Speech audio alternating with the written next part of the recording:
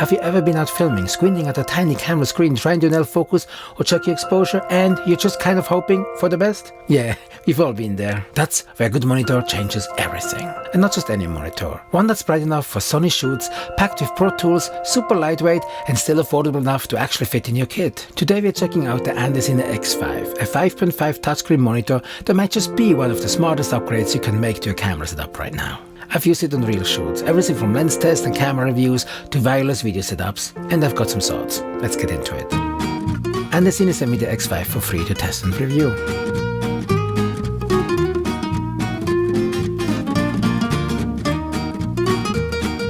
Getting the X5 up and running is super easy. Pop in your Sony L series battery or hook it up to USB-C or DC power, we've got options. Then plug in your HDMI cable, power it on, and boom, it powers up fast. The touchscreen interface is snappy and surprisingly intuitive. You're swiping and tapping through settings like it's a smartphone. What I really like is the flexibility. I've mounted it on camera, on a gimbal, and even off the side using one of the 3 1/4 20 threads. With your handheld, rigging up, or on a stabilizer, this thing adapts easily. Let's break down what this monitor actually brings to the table. And it's a lot. You've got a 5.5-inch Full HD touchscreen display with 1920 by 1080 resolution.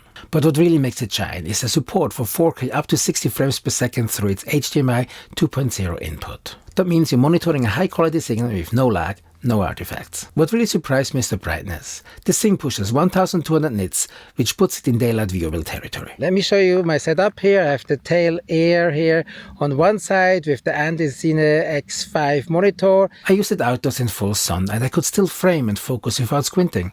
Plus, the 1000/1 contrast ratio gives your image some real depth. And even though the body is made out of solid aluminum, it still only weighs 249 grams.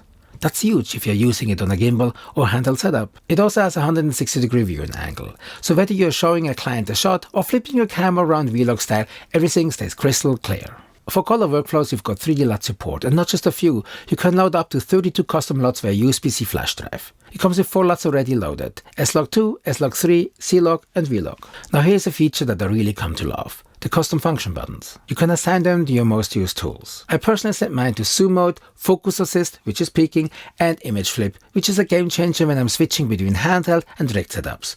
One tap and I've got what I need. For exposure and focus, the X5 has all the Pro Tools: histogram, radarscope, waveform, false color, peaking, zebra, you name it. And the touchscreen interface makes it easy to toggle through everything on the fly. It also features HDMI loop-through, which means you can feed the signal to a second monitor or transmitter with zero fuss. And in terms of powering options, it's flexible.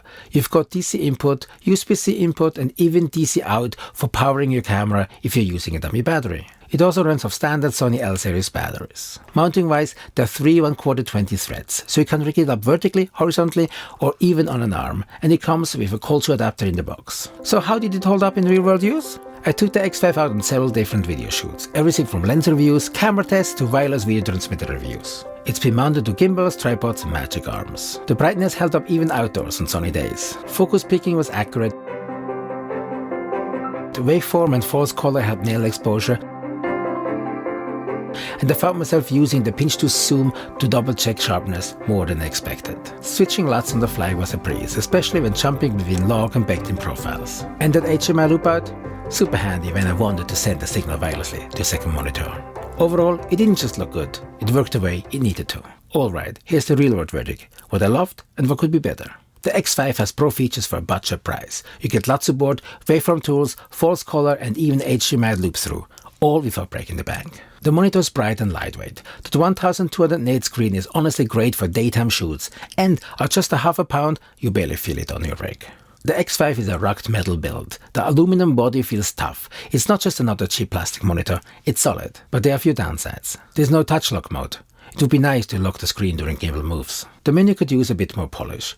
It's functional, but it could be more refined. So, is the Andycine X5 worth it? For solo creators, indie filmmakers or YouTubers looking to level up their framing and exposure? Absolutely. You're getting tools that used to be locked up behind way more expensive gear in a tiny package that doesn't weigh you down. It's not trying to be an expensive program monitor, but it's punching way above its price class. And for the kind of run and gun work a lot of us do, this little screen delivers. Check out this video next to learn more about filmmaking and filmmaking gear and how to use them. Thanks for watching and see you next one. Bye for now.